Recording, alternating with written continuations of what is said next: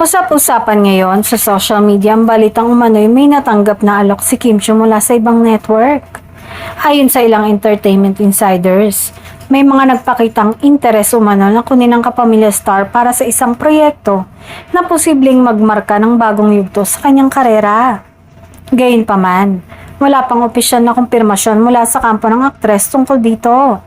Matatandang matagal ng kapamilya si Kim at isa sa mga pinakaloyal na artista ng ABS-CBN sa loob ng maraming taon. Dito nabuo ang kanyang pangalan mula sa pagiging big winner ng Pinoy Big Brother hanggang sa pagiging isa sa mga in-demand na leading lady sa telebisyon at pelikula. Kaya naman hindi maiwasang magulat ang ilan sa balitang may ibang network na gustong makatrabaho siya. Ayon sa mga kumakalat na impormasyon, malaking proyekto umano ang inaalok kay Kim.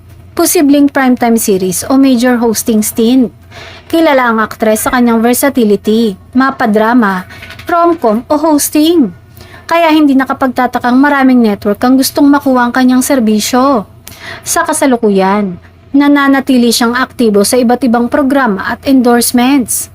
May ilan namang netizens ang naniniwalang normal lamang sa industriya makatanggap ng alok mula sa iba't ibang kumpanya. Lalo na kung isa kang top star. Hindi rin ibig sabihin nito na lilipat agad ang artista dahil bahagi lamang ito ng negosasyon at career exploration. Sa katunayan, maraming artista ang tumatanggap ng project-based collaboration kahit nananatiling exclusive sa isang network.